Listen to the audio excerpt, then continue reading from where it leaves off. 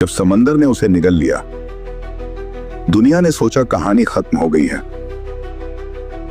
KGF जल चुका था, सोने की खदानें राख में बदल चुकी थीं, और उस आदमी का नाम, जिससे सत्ता भी कांपती थी, इतिहास के पन्नों में दफन कर दिया गया था। रमिका सेन ने एक आदेश दिया और कुछ ही मिनटों में रॉकी का स्वर्ग नरक से भी बदतर बना दिया गया। पर रॉकी सिर्फ मिट्टी से नहीं जुड़ा था, वो लोगों की रगों में दौड़ता था।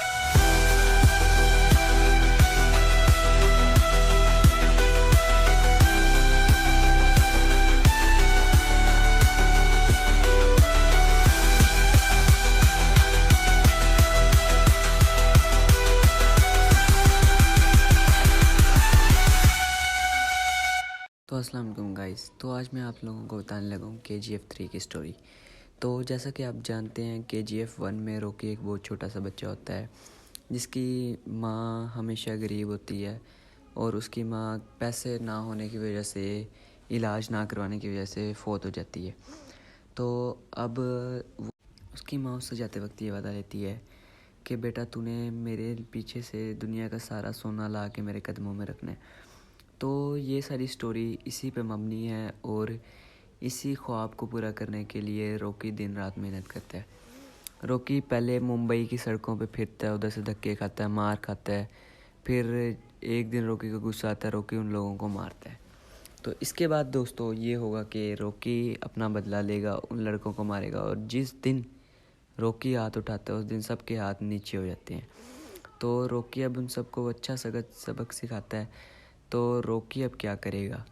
अब रॉकी आगे ये करता है, रॉकी को पहले चाहिए था मुंबई।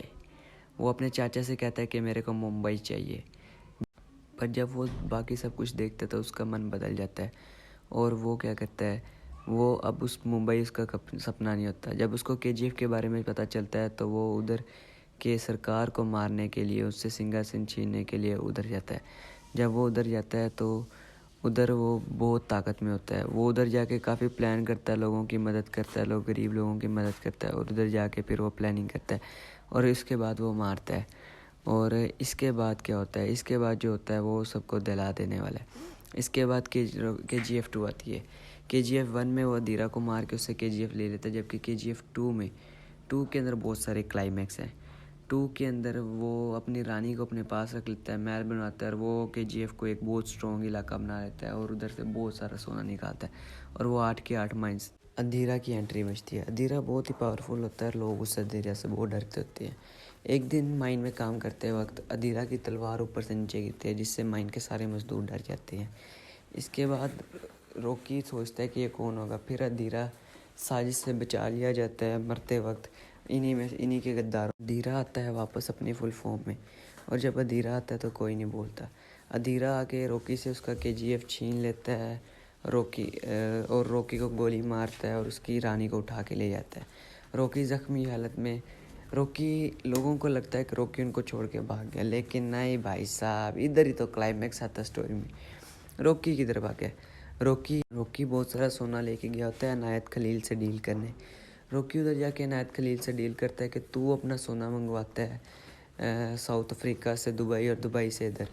वो कहता है कि मैं तेरा सोना इधर से साउथ अफ्रीका डेली डायरेक्ट पहुंचाऊंगा, और सारा रिस्क भी इतना, और बदले में उसको 50% प्रॉफिट अगर वो मान जाए तो। अनायत खलील की और इसकी डील हो जाती है। इस डील के बाद वो मुंबई में शिट्टी को मरवा देता है, और जब वापस आता है तो वो अधीरा को बहुत गहरा ज़ख्म देता है। अधीरा पे फायर करता है, उधर से कलाश बिकाओ लेके आता है और उस पर हमला कर देता है। इसके बाद प्रेसिडेंट आती है और KGF को ख़त्म कर दिया जाता है इसके कहने पे। और रॉकी हमें दिखाया जाता है एंड पे कि रॉकी सारे सोने को लेके समंदर में कहीं डूब गया। लेकिन भाई वो रॉकी है यार, रॉकी किधर डूबने वाला है?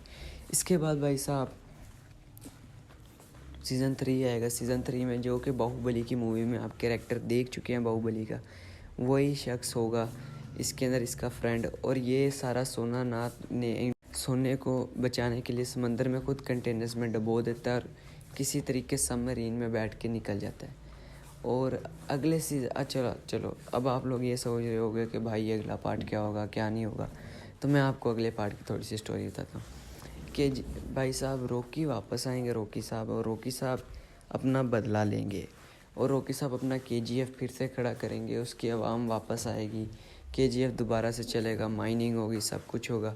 और इस अब की बार रॉकी का रिवेंज होता है उस प्रेसिडेंट से। आप लोगों को रॉकी का वो डायलॉग सुना ही होगा कि भाई साहब हमेशा जो गैंगस्टर होता है वो हमेशा पॉलिटिक्स से एक कदम आगे रहता है और आगे की सोचता है। तो इसी तरीके उसने इस बात पे गौर नहीं किया, मुझे लगता है मैडम साहब। इसके बाद भाई मुख्तसर यही है इसका तारुफ कि रॉकी आएगा, उससे अपना KGF छीनेगा और दोबारा से KGF को खड़ा कर देगा। और भाई वो रॉकी है, होना भी चाहिए। तो अल्लाह हाफिज़ गाइज़, अगली वीडियो में आपसे मुलाकात होती है, तब तक के लिए अल्लाह हाफिज़।